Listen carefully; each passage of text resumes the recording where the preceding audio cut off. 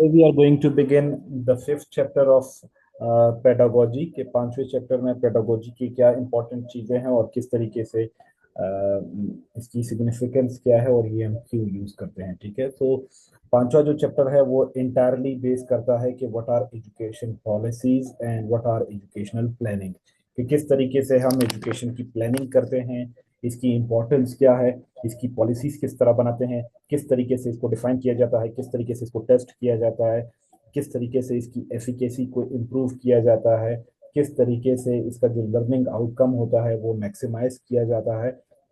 तो वो तमाम हम इस चैप्टर में पढ़ेंगे। तो पहले सबसे पहले हम इंट्रोडक्शन की तरफ चलते हैं कि what is education planning and policies. The very first, planning for education ensures that all individuals have access to quality learning experiences.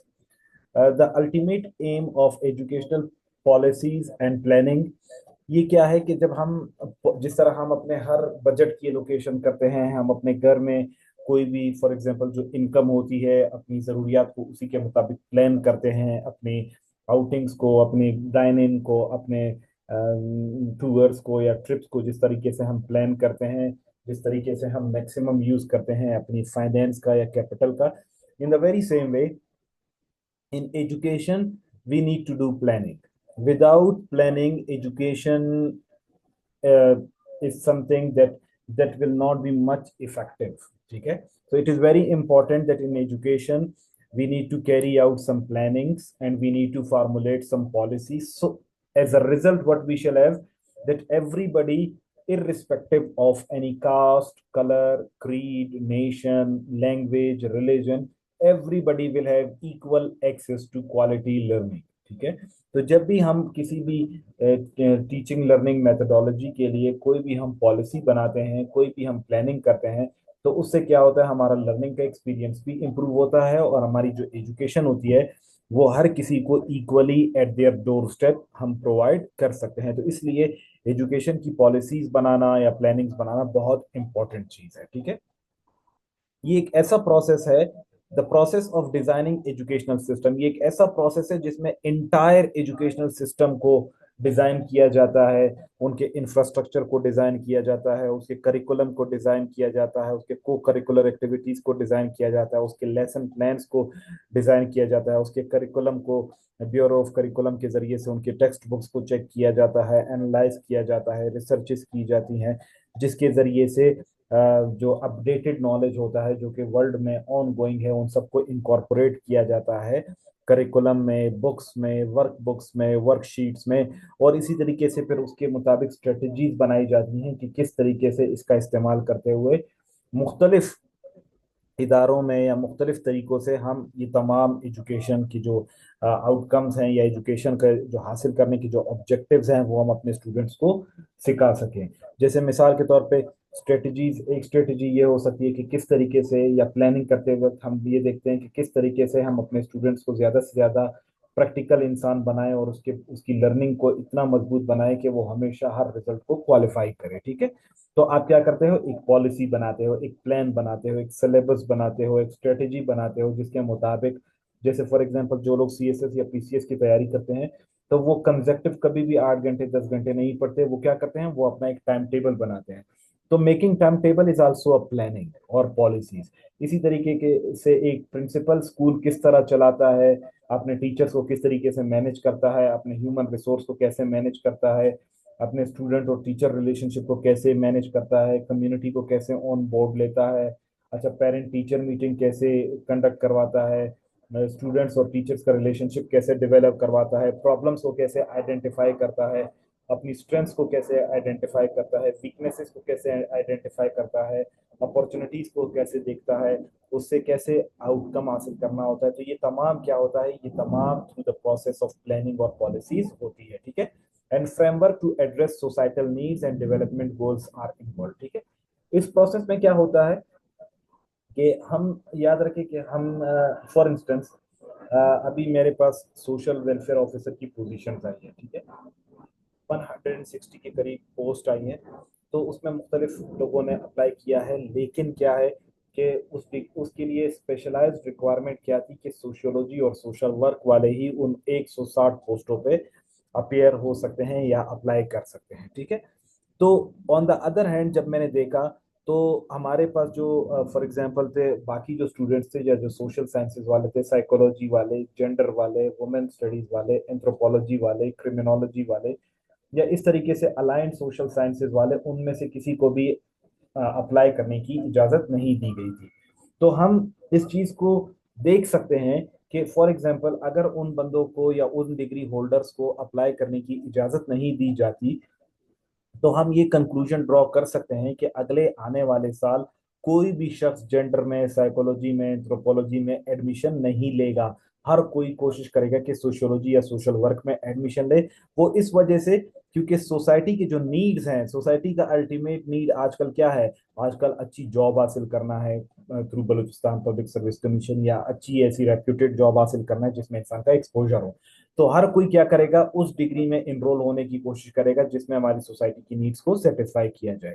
तो याद रखें, जब भी आप किसी चीज की प्लानिंग करते हैं, जब भी आप किसी चीज में एडमिशन लेते हैं, जब आप किसी चीज की तैयारी करते हैं, या जिस तरह आप ऐसे लिखते हैं या कोई भी पेपर देते हैं, तो आप सबसे पहले उसके लिए कोई पॉलिसी बनाते हैं।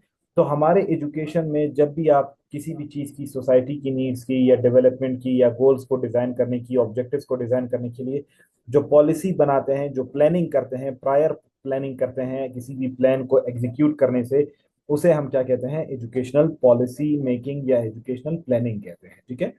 ये क्या करता है? जब हम पॉलिसीज बना लेते हैं, effective education planning and policies can shape the future of the nation. मतलब जितना अच्छा आपकी पॉलिसीज होंगी, जितने ज्यादा आपकी प्लानिंग अच्छी होगी, तो इससे आपका पूरा का पूरा जो आपका फ्यूचर है वो आपका बन सकता है। मिसाल के तौर पे आपके बच्चे राइट ट्रैक पर आ सकते हैं, आपके बच्चे वेल एजुकेटेड हो सकते हैं, आपके बच्चे सोशल चेंज को एक्सेप्ट कर सकते हैं, आपके स्टूडेंट्स से ब्यूरोक्रेट्स बन सकते हैं, पॉलिटिशियंस बन सकते हैं, साइंटिस्ट बन सकते हैं, इंजीनियर्स बन सकते हैं, ठीक है, एस्ट्रोनॉट्स बन सकते हैं, और बहुत सारे हमारे पास जो प्रोफेशन है वो ज्वाइन कर सकते हैं। आप अच्छे बिजनेसमैन बन सकते हैं, कम्युनिटी डेवलपर्स बन सकते हैं। इसके साथ साथ मतलब हमारी ओवरऑल जो नेशन है, जो सोसाइटी है, उसके फ्यूचर को ब्राइटन किया जा सकता है, और ये हमारी जो क्वालिटी ऑफ लाइफ है, या ओवरऑल सोसाइटी की या इंडिविजुअल की, उन सबको इम्प्रूव करवाता है, ठीक है। तो इसके साथ साथ it also contributes to the national prosperity. मतलब ये होता है कि जब लोग बहुत ज्यादा एजुकेटेड होते हैं, जब अच्छी तरीके से सोशलाइज्ड होते हैं, तो वो अच्छी तरीके से चीजों को भी समझते हैं, अच्छी पोजीशंस पर आते हैं, और वो अपने तमाम रोल्स एंड स्टेटसेस को अच्छी तरीके से पूरा करते हैं, इररिस्पेक्टिव ऑफ एनी डिफरेंस। तो eight the end of the day, चाहे वो माइक्रो लेवल की डेवलपमेंट हो या ग्रोथ हो, या मैक्रो लेवल की डेवलपमेंट या ग्रोथ हो, तो वो एक इंडिविजुअल के साथ साथ पूरे ओवरऑल सोसाइटी में भी अपनी कंट्रीब्यूशन दे रहे होते हैं। तो एजुकेशनल पॉलिसी और प्लानिंग जो है वो एक बच्चे को, वो एक इंसान को एक इफेक्टिव सिटीजन बनाती है, एक प्रोडक्टिव सिटीजन बनाती है, एक कंस्ट्रक्टिव स्टूडेंट बनाती है, जो कि अपने अपनी पर्सनैलिटी डेवलपमेंट भी करता है, अपनी सोशलाइजेशन भी करता है, अपने इर्द गिर्द अपने सोशल कंट्रोल को भी मेंटेन करता है, अपने इर्द गिर्द हमेशा पॉजिटिविटी फैलाता है। एंड रिमेंबर कि आप जो भी चीजें अच्छी प्लानिंग या पॉलिसीज के जरिए से अपने स्टूडेंट्स को देते हैं, वो एजुकेशनल वही स्टूडेंट जो है ना, वो आगे उसको कैरी फॉरवर्ड करते हैं, और अपने आने वाली जो यूथ होती है या जो जनरेशन होती है उस तक इसको शिफ्ट करती है। तो इसलिए it is very important to have good educational policies and plannings. इसकी वजह से क्या होता है? आपका जो लर्निंग आउटकम होता है, सिर्फ लर्निंग नहीं, सिर्फ स्कूल की हद तक नहीं, ओवरऑल इंसान की पर्सनैलिटी, ओवरऑल इंसान का कैलिबर, ओवरऑल इंसान की परफॉर्मेंस, ये तमाम इंप्रूव होती है। So I hope you all got the introduction of educational policy and planning. If you have any question regarding this, you may ask me, please. Over to you all. Any question? If it is clear, please drop me yes.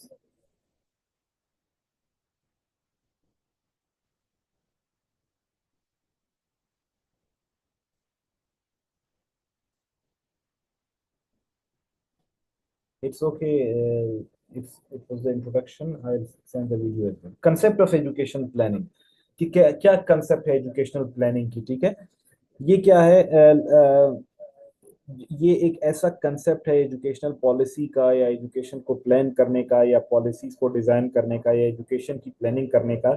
ये एक तरीका है, ठीक है। वो तरीका कैसे होता है, उसमें कौन से स्टेप्स है, उससे हम क्या सीखते हैं क्या नहीं सीखते, वो तमाम हम इस चैप्टर में डिस्कस करेंगे।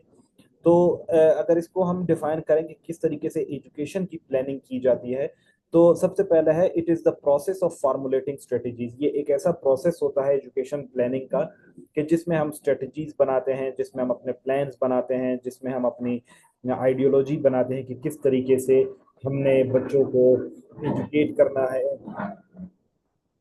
किस तरीके से हमने उनको ज्यादा से ज्यादा लर्निंग करवानी है, किस तरीके से हमने उनके नॉलेज को इम्प्रूव करना है, किस तरीके से हमने उनको एक लॉ अबाइडिंग सिटीजन में कन्वर्ट करना है, किस तरीके से हमने उनकी पर्सनैलिटी डेवलपमेंट, इंटेलेक्चुअल डेवलपमेंट या साइकोलॉजिकल डेवलपमेंट करनी है। ठीक है, तो ये बहुत इंपॉर्टेंट होता है। इसी के साथ साथ जब आप पॉलिसीज बनाते हो, जब आप प्लानिंग करते हो, तो आप अपने ऑब्जेक्टिव्स को यानी अपने एम्स को, अपने टारगेट्स को अपने सामने रखते हो, और उन एम्स और ऑब्जेक्टिव्स के जरिए से ही आप अपने तमाम ओवरऑल परफॉर्मेंस को एनालाइज करते हो।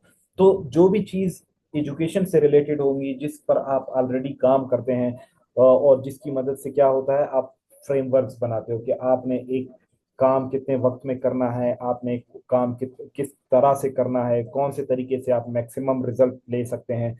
ठीक है, और किस तरीके से आप स्टूडेंट को गाइड कर सकते हैं, उनकी काउंसलिंग कर सकते हैं, उनकी डेवलपमेंट कर सकते हैं, उनकी ग्रोथ कर सकते हैं, ताकि वो अच्छे तरीके से एजुकेशनल सिस्टम में जो है ना कंट्रीब्यूट कर सकें, और अपनी पोटेंशियल से अपनी सोसाइटी का, ओवरऑल सोसाइटी के वेलफेयर में अपना काम सर अंजाम दे सके। ठीक है, तो ये एक ऐसा प्रोसेस होता है जिसमें इंसान स्ट्रेटजीज बनाता है, या बतौर प्रिंसिपल आप स्ट्रेटजीज बनाओगे, आप अपने ऑब्जेक्टिव्स को डिजाइन करोगे, आप अपने एनुअल ईयर को डिजाइन करोगे कि किस तरीके से मैंने इस साल में कौन कौन से लर्निंग आउटकम्स हैं, या कौन कौन से मेरे प्लान्स हैं जिनको मैंने हासिल करना है।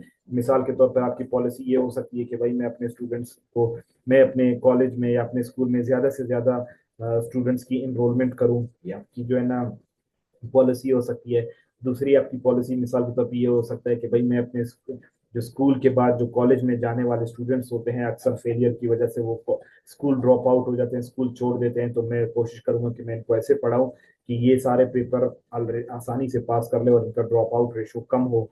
अच्छा, ये भी हो सकता है कि स्कूल में अक्सर इस तरह होता है कि भाई सिलेबस टाइम पे कंप्लीट नहीं होता, तो हम किस तरीके से टाइमली सिलेबस की कंप्लीशन कर सकते हैं, ये आपकी एजुकेशनल पॉलिसी में आ सकता है। ये भी हो सकता है कि फॉर एग्जांपल हमारे स्टूडेंट्स ने फॉर एग्जांपल किसी टूर्नामेंट में हिस्सा लिया था और टूर्नामेंट में रनर अप आए, तो आप किस तरह इसको विनर बना सकते हैं, किस तरीके से आप उनको मोटिवेटेड रख सकते हैं कि वो अपनी डेवलपमेंट को या अपनी जो एनर्जी है उसको पॉजिटिव डायरेक्शन में कायम रखे, या आप उनको किस तरीके से मुस्तकबिल में आने वाले चैलेंजेस का सामना करवाना चाहते हैं, आप किस तरीके से उनको, मिसाल के तौर पर कोई भी पॉलिसी बनाने होते हैं, तो उसके लिए आप क्या करते हो, आप उसके लिए उसकी प्रॉपर उसकी मीटिंग करते हो, आप उसमें अपने तमाम ऑब्जेक्टिव्स को सामने रखते हो, और फिर उसके मुताबिक आप अपनी तमाम चीज़ों को मैनेज करते हो।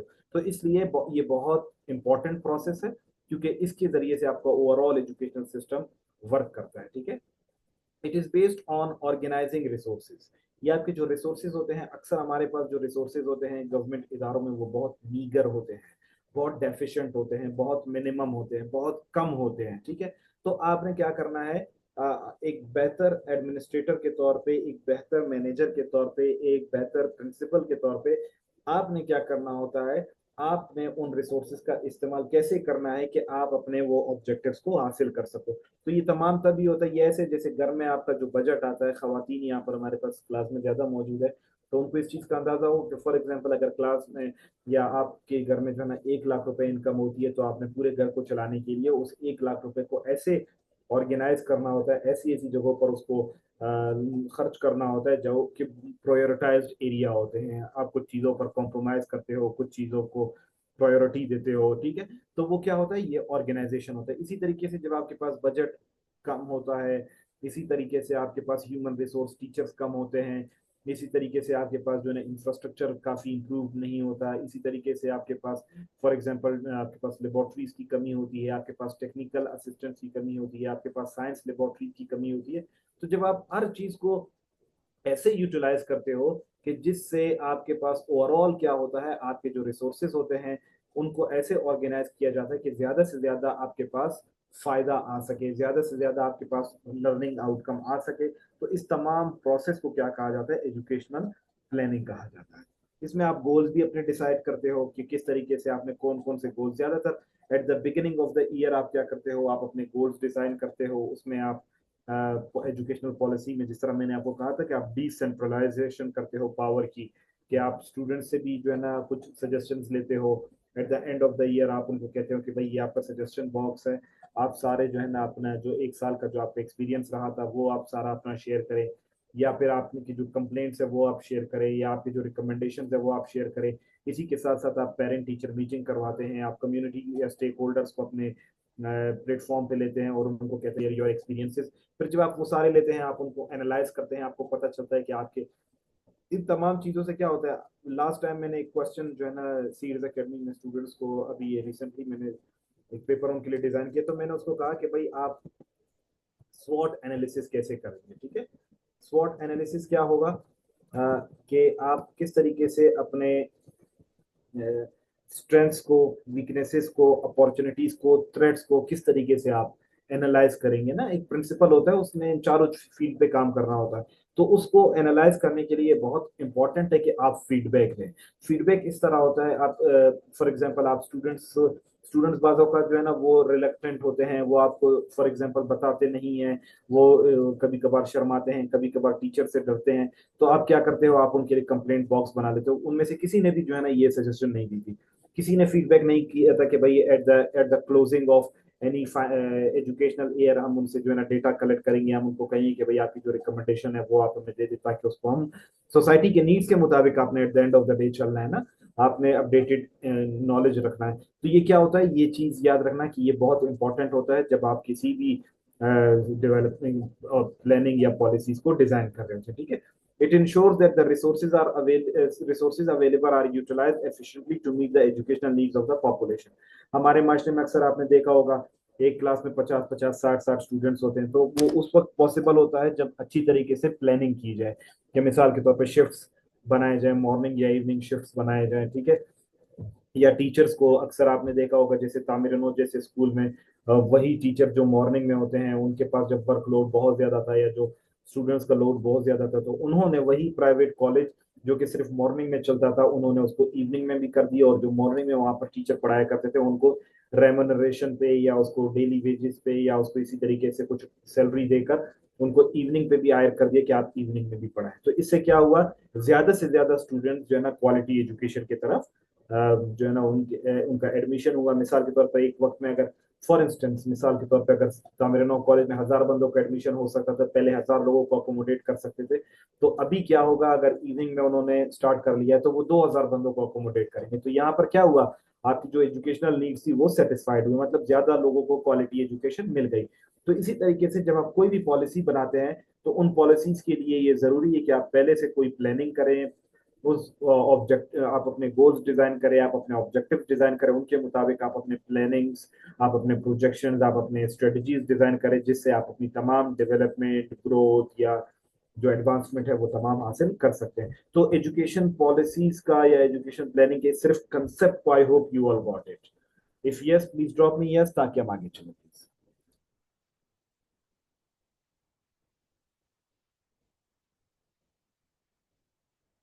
मुझे आखिरी लेक्चर में मुझे जरूर याद दिलाना, मैं आपको बाकायदा एक ये जो स्वॉट एनालिसिस बताया है मैंने आपको, तो इस पर मैं बाकायदा आपको इंशाल्लाह एक लेक्चर दूंगा कि स्वॉट एनालिसिस क्या होता है और किस तरीके से इसको किया जाता है, ठीक है। ये मुझे लाजमी याद दिलाना इफ आई फॉरगॉट।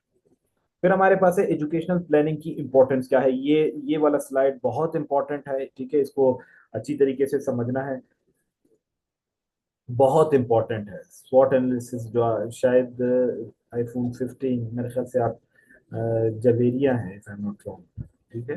तो ये मैंने अभी जो पेपर बनाया था उसमें भी स्वॉट एनालिसिस का मैंने जिक्र किया, स्वॉट एनालिसिस इज वेरी इंपॉर्टेंट, ठीक है। अच्छा, सबसे पहला क्या है, एजुकेशनल प्लानिंग की इंपॉर्टेंस क्या है। सबसे पहला ये है कि क्लियर गोल्स एंड ऑब्जेक्टिव्स, कि जब आप एजुकेशन प्लानिंग करते हैं तो सबसे पहले आप क्या होते हैं, आपको डायरेक्शन मिलती है। यहाँ पर एक आप कोटेशन नोट करें। कोटेशन ये मुझे पता नहीं है किसका है, लेकिन कोटेशन बहुत इंपॉर्टेंट है। वो कहते हैं कि direction is more important then speed. मिसाल के तौर पर आप 180 की रफ्तार से गाड़ी चला रहे हैं, लेकिन आपको पता नहीं है कि आपने कहाँ जाना है, तो आप चलाते रहें, सुबह दोपहर शाम आप चलाते रहें, आपको पता नहीं होगा और आप कभी भी अपने टारगेट को या डेस्टिनेशन को नहीं पहुंचेंगे। लेकिन दूसरी तरफ अगर आपको अपने डायरेक्शन का पता है और आपको पता है कि मिसाल के तौर पर मैंने सरीना होटल जाना है, तो बेशक आप चुंडी की रफ्तार से भी जाएं तो कभी ना कभी आप पहुंच जाएंगे। तो इसी तरीके से एजुकेशनल पॉलिसी में क्या होता है कि हमने साल शुरू होते ही हमने सबसे पहले अपने गोल्स को और ऑब्जेक्टिव्स को डिजाइन करना होता है। जब आप अपने गोल्स एंड ऑब्जेक्टिव्स को या एम्स एंड ऑब्जेक्टिव्स को जब डिजाइन कर लेते हैं, तो फिर हमारे पास क्या होता है कि हम पूरा साल उसको हासिल करने के लिए कोशिश में लगे रहते हैं। लेकिन अगर आपने शुरू में, साल के शुरू में आपने अपने गोल्स को, अपने एम्स को, अपने ऑब्जेक्टिव्स को आपने डिजाइन ही नहीं किया, आपने उसको अचीव करने का, तो फिर हाउ कम इट्स पॉसिबल कि आप उसको अचीव करने के लिए स्ट्रगल करें। तो सबसे इंपॉर्टेंट ये है कि आपने एजुकेशनल पॉलिसी के जरिए से आप अपने पूरे साल का जो आपके ऑब्जेक्टिव्स होंगे उन सबको डिजाइन करेंगे, और डिजाइन करने के बाद आप उनको अचीव करने के लिए मुख्तलिफ तरीकों का इस्तेमाल करेंगे। ठीक है।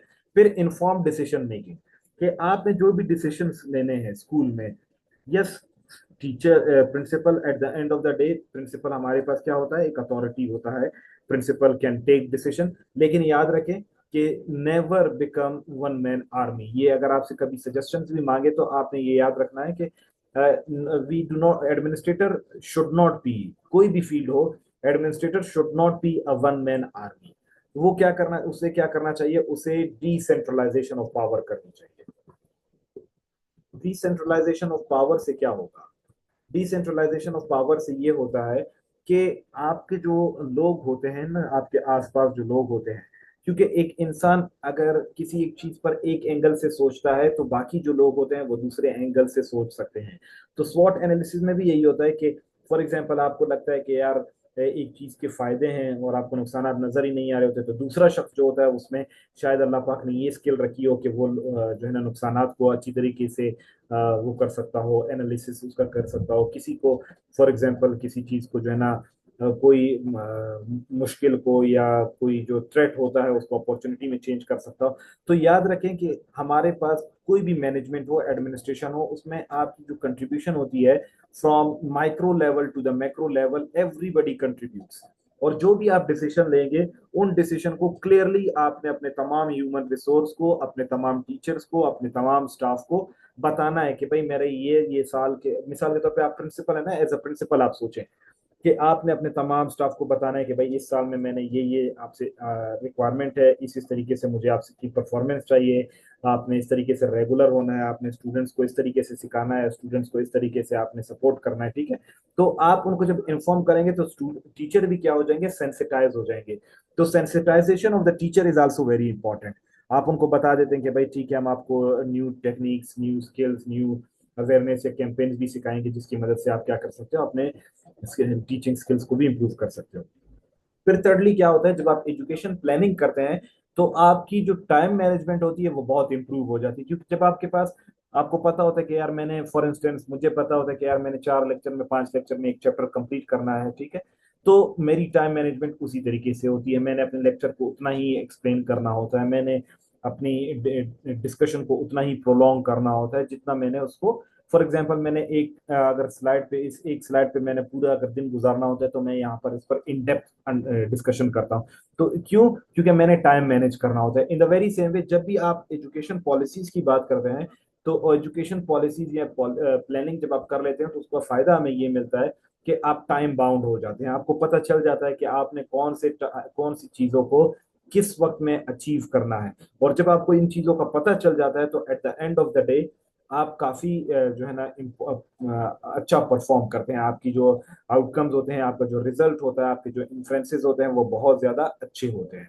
इसी के मुताबिक जब आप एजुकेशनल प्लानिंग अच्छी तरीके से करते हैं तो आपकी जो रिसोर्स होती है उसको आप अच्छी तरीके से एलोकेट कर सकते हैं। मिसाल के तौर पे आपके पास अक्सर बुक्स आते हैं, ठीक है, आपके पास स्टेशनरी आती है, आपके पास एनजीओज आपके पास कॉपरेट, आपके साथ कॉपरेट करते हैं, आपके पास कम्युनिटी के जो डेवलपमेंट के जो प्रोग्राम्स होते हैं वो आपके साथ कॉपरेट करते हैं, सोशल वर्कर्स आपके साथ कॉपरेट करते हैं, कम्युनिटी वेलफेयर ऑर्गेनाइजेशन या कम्युनिटी वर्कर्स आपके साथ कॉपरेट करते हैं।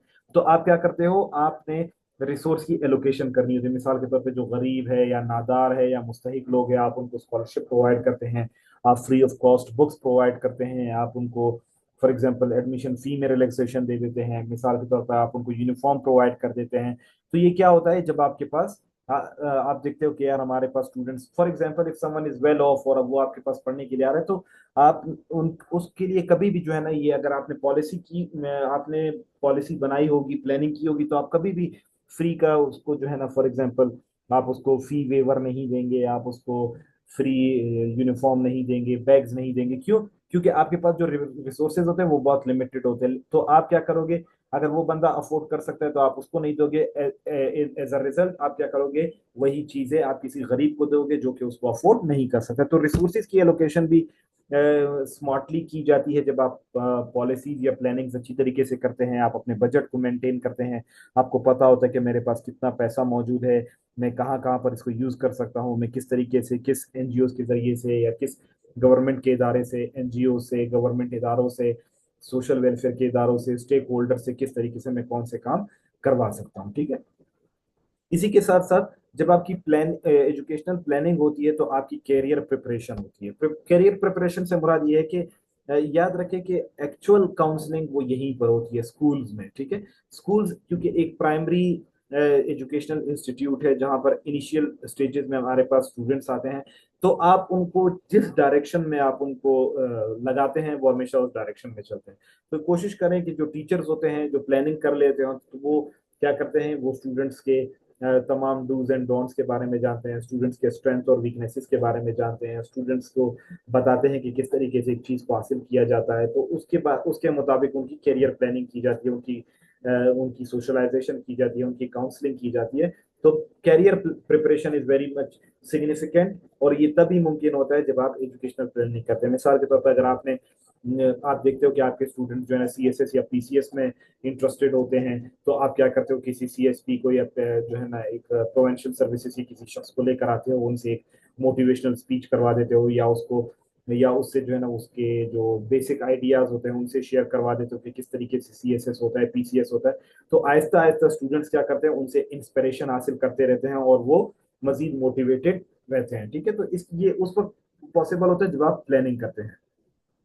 इसके साथ साथ पर्सनल ग्रोथ एंड डेवलपमेंट भी होती है, इंडिविजुअल्स या स्टूडेंट्स की अपनी ग्रोथ भी होती है, टीचर्स की भी ग्रोथ होती रहती है, और जो ओवरऑल जो एडमिनिस्ट्रेटर होता है वो भी अच्छी। क्योंकि हर जगह पर, जैसे मैंने आपको कहा ना स्वॉट एनालिसिस में, कि स्ट्रेंथ्स भी है, वीकनेसेस भी है, अपॉर्चुनिटीज भी है, थ्रेट्स भी है। अभी किसी शख्स को जब स्वॉट एनालिसिस में जब वो माहिर हो जाता है, तो वो अपॉर्चुनिटीज को भी देखता है, वो वीकनेसेस को भी देखता है, वो थ्रेट्स को भी देखता है। तो वो तभी इंसान जब इंसान का एक्सपीरियंस होता है तभी वो अपने मेंटल लेवल को, अपने कॉग्निटिव लेवल को, अक्सर आपने देखा होगा एडमिनिस्ट्रेटर्स जो होते हैं वो बहुत ज्यादा शार्प होते हैं, वो चीजों को बहुत जल्दी एनालाइज कर लेते हैं, वो क्विक डिसीजन मेकिंग होते हैं, वो अपने नर्व्स पे कंट्रोल रखते हैं। तो वो इस वजह से वो इंडिविजुअल ग्रोथ भी है ना, कि एक बंदा एक अपने नर्व्स पे कंट्रोल रख सकता है, अपनी पर्सनैलिटी ऐसी मेंटेन करता है जो स्टूडेंट्स को बहुत ज्यादा इन्फ्लुएंस करती है। तो इंसान अपनी पर्सनल डेवलपमेंट और ग्रोथ भी कर सकता है इसमें। इसमें इंसान के पास जो है ना इंक्रीज अपॉर्चुनिटीज आती हैं, स्टूडेंट्स के पास बहुत सारी अपॉर्चुनिटीज आ जाती हैं। मिसाल के तौर पर कैरियर की अपॉर्चुनिटीज आ जाती हैं। फॉर एग्जांपल आप उनको बता देते हो कि भाई आप सीएसएस कर सकते हो, आप पीसीएस कर सकते हो। बलूचिस्तान पब्लिक सर्विस कमीशन एक इदारा है, फेडरल पब्लिक सर्विस कमीशन एक इदारा है। आप उनको फॉर एग्जांपल आप उनको मजीद जो है ना बिजनेसेस या इंटरप्रेन्योरशिप के आइडियाज उनमें फीड करवा सकते हो। तो इस तरीके से हमारे पास क्या होता है, हमारे पास स्टूडेंट्स के पास अपॉर्चुनिटीज बढ़नी शुरू हो जाती है, वो मुख्तलिफ एरियाज में अपने इंटरेस्ट डेवलप करना शुरू हो जाते हैं, कुछ स्पोर्ट्स की तरफ चले जाते हैं, कुछ इंटरटेनमेंट की तरफ चले जाते हैं। तो एज अ रिजल्ट हमारे पास क्या होता है, हमारी एजुकेशनल प्लानिंग हमें बहुत सारे यंगस्टर्स और बहुत सारे जो है ना एथलीट्स, बहुत सारे सक्सेसफुल स्टूडेंट्स हमें जनरेट करके देती है। और इसके साथ साथ जब आपकी एजुकेशनल प्लानिंग अच्छी होती है, तो इससे हमारा जो स्ट्रेस होता है या जो एनजाइटी होती है हमारे टीचिंग या लर्निंग के मेथोडोलॉजी में, हमारे स्टूडेंट्स में जो स्ट्रेसेस होते हैं, हमारे जो टीचर्स में जो स्ट्रेस होते हैं, तो उसमें हमारे पास क्या हो जाती है, बहुत कमी आ जाती है। अक्सर आप स्टूडेंट टीचर के रिलेशन को अच्छा बनाने के लिए आप उनको, मिसाल के तौर पर हमारे यहाँ जो होता है वो आल पाकिस्तान टूर करवाया जाता है, स्टडी टूर करवाया जाता है, पिकनिक्स पे लेकर जाए जाते हैं। ठीक है। तो यहाँ पर क्या होता है, एक्सकेवेशन साइट्स पे लेकर जाए जाते हैं, तो वहां पर हिस्टोरिकल साइट्स पे लेकर जाए जाते हैं। तो इससे क्या होता है, एक तो सबसे पहले उनके दरमियान जो वो गैप होता है ना, एक जो एज का डिफरेंस हो जाता है, या खौफ जो होता है स्टूडेंट टीचर के दरमियान में सवाल पूछने का, या डिस्कशन करने का वो सारा खत्म हो जाता है, और स्टूडेंट और टीचर दोनों अपनी अपनी जगहों पर अपने स्ट्रेस को, अपनी एंजाइटी को भूल जाते हैं। क्योंकि याद रखें कि एडमिनिस्ट्रेटर, अच्छा एडमिनिस्ट्रेटर वो होता है जो सबको साथ लेकर चलता है। अगर एडमिनिस्ट्रेटर अथॉरिटेरियन होगा, वो डेमोक्रेटिक नहीं होगा, तो एज अ रिजल्ट जो है ना, हमारे जो एजुकेशनल इंस्टीट्यूट है वहां पर इतनी ज्यादा प्रोडक्टिविटी देखने को नहीं मिलेगी। इसके साथ साथ जब आप एजुकेशनल प्लानिंग या पॉलिसीज अच्छी तरीके से बनाते हो तो आपका ओवरऑल एकेडमिक परफॉर्मेंस इंप्रूव होता है, आपका अच्छा रिजल्ट आता है, आपके पास होने का रेशो अच्छा होता है, आपका जो है ना, जो स्टूडेंट और टीचर का जो रिलेशनशिप होता है वो बहुत इंप्रूव होता है। उनके दरमियान जो मुश्किलात होती हैं वो रिजॉल्व हो जाती हैं, जो प्रॉब्लम्स होती हैं वो रिजॉल्व हो जाती हैं, उनका अच्छे अच्छे मार्क्स वो जनरेट करते हैं, अच्छे ग्रेड्स ले लेते हैं, और eight the end of the day long term success उनको देखने को मिलती है कि वो ना सिर्फ स्कूल में अच्छे इंसान बनकर उभरते हैं, बल्कि वो अपनी पूरी जिंदगी में अच्छे इंसान होते हैं। पूरी जिंदगी में वो अपनी कामयाब कामयाब इंसान के तौर पर पहचाने जाते हैं, वो अच्छे इंसान के तौर पर पहचाने जाते हैं, वो एक सक्सेसफुल स्टूडेंट के तौर पर पहचाने जाते हैं, वो अच्छे बाकी रोल्स भी अच्छी तरीके से अदा कर सकते हैं, अच्छा बेटा बन जाता है, अच्छा भाई बन जाता है, अच्छा हस्बैंड बन जाता है। तो ये क्या होता है कि जब आप एजुकेशनल प्लानिंग होते हैं तो इसमें आप पर्सनैलिटी लोगों की अच्छी तरीके से ग्रूमिंग करते हो, आप उनकी इंटेलेक्चुअल ग्रोथ अच्छी तरीके से करते हो, आप उनकी कॉग्निटिव डेवलपमेंट करते हो। तो इन एजुकेशनल पॉलिसी, याद रखें कि एजुकेशनल प्लानिंग या जो हमारे पास पॉलिसीज हैं वो रिस्ट्रिक्टेड नहीं है कि सिर्फ स्कूल की हद तक या टीचर या स्टूडेंट की हद तक, ये बहुत ब्रॉड है। ठीक है, तालीम जो है ना, इल्म, इल्म ये नहीं है कि आप सिर्फ स्कूल में सीखे, इल्म ये है कि आप बाहर किस तरीके से परफॉर्म करते हैं। मिसाल के तौर पर आप एमफिल पीएचडी हो, लेकिन अगर आपको बात करने का ढंग नहीं आता हो, बड़ों से बात करने का, छोटों पे शफकत करने का अगर आपको तरीका नहीं आता हो, तो आप कभी भी उस मतलब उस रुतबे को हासिल नहीं कर पाते। So this is what we have got importance of educational planning. अगर यहाँ तक आपका कोई क्वेश्चन है तो आप पूछ सकते हैं, further we shall be studying it tomorrow. अगर यहाँ तक कोई क्वेश्चन है, ओवर टू यू।